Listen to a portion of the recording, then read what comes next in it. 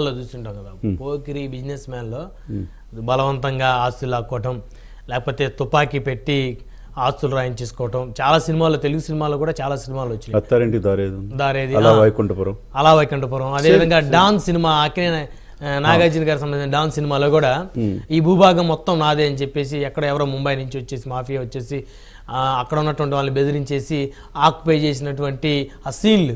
అంటే ఇప్పుడు అలాంటి సీన్లకు తలదన్నే విధంగా ఏదైతే కాకినాడ పోర్టు సెజ్కు సంబంధించినటువంటి వ్యవహారాలు అయితే ఉన్నాయో అవన్నీ కూడా ఒక్కొక్కటి బయటకు వచ్చినటువంటి క్రమంలో బాధితుడు ఇచ్చినటువంటి ఫిర్యాదు మేరకు సిఐడి విచారణకి ఆదేశాలు అయితే ముఖ్యమంత్రి గారు, అదేవిధంగా మంత్రివర్గం కూడా ఆదేశాలు జారీ చేసేటువంటి అవకాశం స్పష్టంగా ఉంది. ఆల్రెడీ ముఖ్యమంత్రి గారు డిస్కస్ చేశారు, సిఐడి విచారణకు మనం జరిపిద్దామని చెప్పేసి.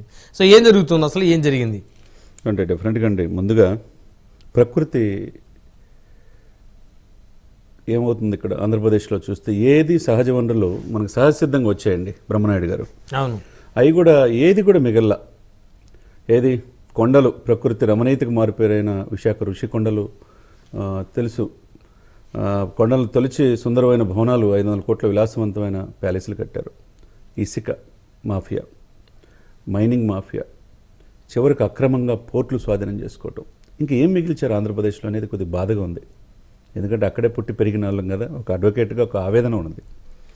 ఎందుకు 5 సంవత్సరాలు నిమ్మక నీరెత్తినట్టు ఎవరి ఇష్టానుసారంగా సార్ కర్ణాటి వెంకటేశ్వరరావు, కేవీ రావు 1999లో కాకినాడ సీ పోర్ట్ అని స్థాపించి 100 కోట్లు ఖర్చు పెట్టి పోర్టు డెవలప్ చేశాడు. ఆయన వైఎస్ రాజశేఖర రెడ్డి గారు ముఖ్యమంత్రిగా చేశారు, తర్వాత రోషయ్య గారు చేశారు, కిరణ్ కుమార్ రెడ్డి గారు చేశారు, చాలామంది చేశారు. 20 సంవత్సరాల్లో ఏ రోజు కూడా హడల్స్ రాలా. 22% ప్రభుత్వానికి ఆదాయం కూడా వస్తూ ఉంది. అటువంటిది 2019లోనే ఎందుకు స్టార్ట్ అయింది? అప్పనంగా 3,690 కోట్ల రూపాయలు విలువ చేసే షేర్స్ని, అంటే దాదాపు 41.12% బెదిరించి కత్తిపెట్టి రాపించుకోవటం ఏంటి? ఇది ఏంది? ఇది ఆటవిక రాజ్యమా? మనం ఎక్కడున్నాం అంటే అడిగేవాళ్ళు లేరా? అంటే కేవీరావు ఆ పోర్టును డెవలప్ చేసింది ఎవరి చేతిలో పెడతానికి? వైవి సుబ్బారెడ్డి గారి కుమారుడు విక్రాంత్ రెడ్డి గారి చేతిలో, తర్వాత విజయసాయిరెడ్డి గారి చేతిలో, తర్వాత శరత్చంద్రారెడ్డి గారి చేతిలో, లేకపోతే సంతానం కంపెనీ చేతిలో. ఇక వీళ్ళేనా? అంటే వీళ్ళు తప్పితే ఇంకెవరు బతకూడదా ఆంధ్రప్రదేశ్లో? ఇష్టానుసారంగా ఏమీ మిగిల్చలేదు సార్. కొండలను కూడా తెలిచేశారు. చివరికి విశాఖపట్నంలో బే పార్క్ కూడా 100 కోట్లు ఖర్చు పెట్టి వాళ్ళు 33 సంవత్సరాలు లీజు తీసుకుని ఆరోగ్య కేంద్రం ఏర్పాటు చేసేసుకుంటే అది కూడా రుణాలు చెల్లించలేని బెదిరించి హెట్రో డ్రగ్స్ వారి సహకారంతో అది కూడా స్వాధీనం చేసుకున్నారు. రాడిసన్ బ్లూ హోటల్ స్వాధీనం చేసుకున్నారు. ఇక సొంత వాళ్ళ బిడ్డ పేరు మీద 5 స్టార్ హోటల్ మనం కట్టబోతే కోర్టుకు వెళ్తే అది కూడా ఆపేశారు. విజయసాయిరెడ్డి గారి కూతురు విశాఖపట్నంలో. అంటే ఇక్కడ ఏం చెప్తానంటే, నేను యాజ్ ఎ లామెన్గా చెప్తున్నా, మనిషిని పూర్తిగా వ్యవస్థలను నిర్వీర్యించేటువంటి ఆంధ్రప్రదేశ్లో జరిగింది గత 5 సంవత్సరాలు. ఏం సార్ ఇది? లుక్అవుట్ నోటీసులు జారీ చేశారు తెలుసా మీకు? మాజీ ఎంపీ అదే విజయసాయిరెడ్డి గారి మీద, విక్రాంత్ రెడ్డి మీద, శరత్చంద్రారెడ్డి మీద ఎక్కడ ఇతర దేశాలు పారిపోకుండా అన్ని ఎయిర్పోర్ట్స్కి లుక్అవుట్ నోటీసులు జారీ చేశారు. సిబిఐ అయ్యంగారు విచారణ జరుపుతున్నారు. దీంట్లో క్లియర్గా బెదిరించి రాపించుకున్నారనేది తేటతెల్లమైపోయింది. ఎంత ప్రాపర్టీ? 3,690 కోట్ల రూపాయల ప్రాపర్టీ. సాక్షాత్తు కేవీరావు, కర్ణాటి వెంకటేశ్వరరావు కంప్లైంట్ ఇచ్చారు. నా ఫ్యామిలీని మొత్తం బెదిరించారు. తాడేపల్లి ప్యాలెస్కి నన్ను తీసుకెళ్ళి, అంటే ఎక్కడ తీసుకెళ్లారు? జగన్మోహన్ రెడ్డి గారి దగ్గర తీసుకెళ్ళి జగన్మోహన్ రెడ్డి గారికి చెప్పబోతున్న క్రమంలో ఆయన వినిపించుకోలేదు, విక్రాంత్ రెడ్డి చెప్పింది చేయమని. అంటే ఇక్కడ చూడండి సార్, ఇక్కడ ఎవరి సొమ్ము ఎవరు దారదత్తం చేయాలి? చివరికి పెద్దాపురం దగ్గర గ్రావెల్ అండి, కొండ దాదాపు 500 ఎకరాల విస్తీర్ణం, 850 ఎకరాల విస్తీర్ణంలో ఉంటే కొండను కూడా తీసేసి పిప్పి చేశారు. 850 కోట్లు దోచేశారు. అక్కడ మొత్తం గ్రావెల్ రూపాయల లాటరైట్ మిగిలిన, గనులు మిగిలిన. హెట్రో డ్రగ్స్ ఎవరిది? శరత్చంద్రారెడ్డి ఎవరు? శరత్చంద్రారెడ్డి సోదరుడిని విజయసాయిరెడ్డి గారి కూతురికి ఇచ్చారు, అల్లుడు, విజయసాయిరెడ్డి గారు అల్లుడు. శరత్చంద్రారెడ్డి ఆల్రెడీ అప్రూవల్గా మారాడు లిక్కర్ స్కామ్లో ఢిల్లీలో. ఢిల్లీ నుంచి గల్లీ దాకా ఎక్కడ పడితే అక్కడ ఆక్రమించుకోవటం, తక్కువ రేట్లకు భూములు తీసుకోవటం.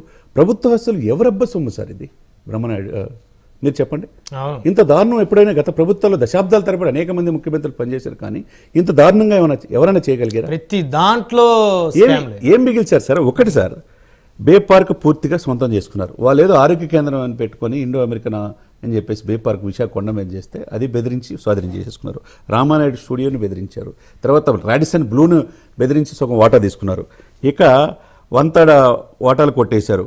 ఏటా 180 కోట్ల సంపాదన గనుల్లో తీసుకున్నారు. విశాఖపట్నంలో ఏం మిగిల్చారు సార్? 25 ప్లేసులు చివరికి సర్క్యూట్ హౌస్తో సహా, కమిషనర్ కార్యాలయాలతో సహా, గెస్ట్ హౌస్లతో సహా మొత్తం తనఖా పెట్టేసేశారు. ఇంత దారుణమైన ప్రభుత్వం ఎప్పుడైనా చూసామా? ఇప్పుడు దీని మీద ఏం చర్యలు తీసుకోవాలి? ఈ ప్రభుత్వం చిత్తశుద్ధికి ఇప్పుడు చంద్రబాబు నాయుడు గారికి ప్రశ్న, ఇదంతా ఎక్కడి నుంచి వచ్చింది? పవన్ కళ్యాణ్ గారు ప్రశ్నించకపోతే ఇవన్నీ బయటపడేయా? అవును, PDS రైస్ ఆ రైస్ కాడి నుంచి రైస్ ఒక్కటే అనుకుంటున్నారు మీరు. అంటే ఈ దశాబ్దాల తరబడి దోచుకున్నంత ఇష్టానుసారంగా దోచుకున్నారు. ప్రకృతిని సహసిద్ధంగా వచ్చే సంపదను దోచుకున్నారు.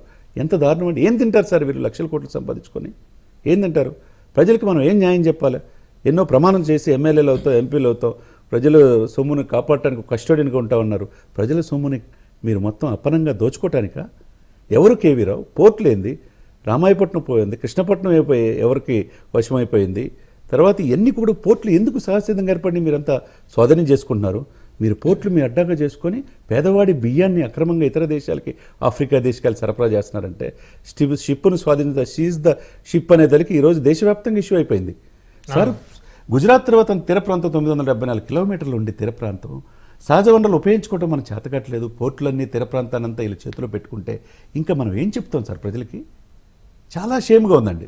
ఇది ఈ పాలకులు 5 సంవత్సరాల్లో ఎవరు? వైవి సుబ్బారెడ్డి గారు ఏమవుతారు? జగన్మోహన్ రెడ్డి గారు బాబాయ్ గారు, వాళ్ళ కుమారుడు వైవి విక్రాంత్ రెడ్డి చెప్పిందే కేవీ రావు గారు చేయాలా? ఆయనకున్న అర్హత ఏంటి అసలు? అర్హత ఏంది? శరత్ చంద్రారెడ్డి ఎవరు? అరవిందో వాటా తీసుకుంటుందా? అరవిందో రియాలిటీ హైదరాబాద్లో ఉంది, వాటా తీసేసుకుంటారా? మీ ఇష్టం. కాకినాడ ద్వారంపూడి చంద్రశేఖర్ రెడ్డి గారు మీ ఇష్టం వచ్చినట్టు ఇష్టారు రాజ్యంగా. మీది ఏమైనా సామ్రాజ్యమా? ఇదేం ప్రభుత్వ ప్రాపర్టీయా? లేకపోతే ప్రజల సొమ్మా అప్పనంగా తీసుకోవటానికి? దారుణం కదా బ్రహ్మనాయుడు గారు. 1000 ఎకరాలు ఇది మీరు చూసిందే. ఇది ఇంకా ఎన్నో వస్తాయి భవిష్యత్తులో చూస్తే ఆశ్చర్యం వేస్తుంది. సిఐడి విభాగం నిస్వార్థంగా అసలుకి ఎట్టి పరిస్థితుల్లో దీని వెనక ఎవరున్నారు, ఎంత పెద్ద తలకాయాలని విచారించి ప్రజలకి న్యాయం చేయాలి. ప్రజల సొమ్ము, ప్రభుత్వ సొమ్ముని అప్పనంగా తీసుకోవటం అది కరెక్ట్ కాదు. రేపు ఇంకొకరు తప్పు చేయాలంటే భయపడే విధంగా వీళ్ళ మీద చర్యలు తీసుకోవాలా, విచారించాలా. ఐఎన్ఆర్ అనే ఆయన ఇప్పుడు సిఐడి విభాగం చాలా పవర్ఫుల్ ఆఫీసరు, ఆయన మీద మంచి ఇది ఉంది కాబట్టి విచారించాలి. ఒకవైపు కోర్టులు వీళ్ళు ఇప్పుడు కోర్టులో కూడా వెళ్ళుకొని బెయిల్ తీసుకొచ్చి రకరకాల ప్రయత్నం చేస్తున్నారు. ఇప్పటికే చాలా ఉన్నాయి. ఇవన్నీ కూడా బయటికి రావాల్సిన అవసరం ఉన్నదండి. వాస్తవాలు ప్రజలకు తెలియజేయాలి. ఆంధ్రప్రదేశ్లో ప్రజలు 151 సీట్లు ఇచ్చి 22 మంది ఎంపీలు ఇచ్చినప్పుడు మీరు 5 సంవత్సరాలు ఏం చేశారంటే వ్యవస్థలని నిర్వీర్యం చేయటం, ఇసుక దోపిడీ, ల్యాండ్ మాఫియా, తర్వాత మైనింగ్, ఇది ఇక ఏం చేయలేదు చెప్పండి. ఏమి వదలలేదు. డిస్కస్ చేద్దాం ఏం చేయలేదు.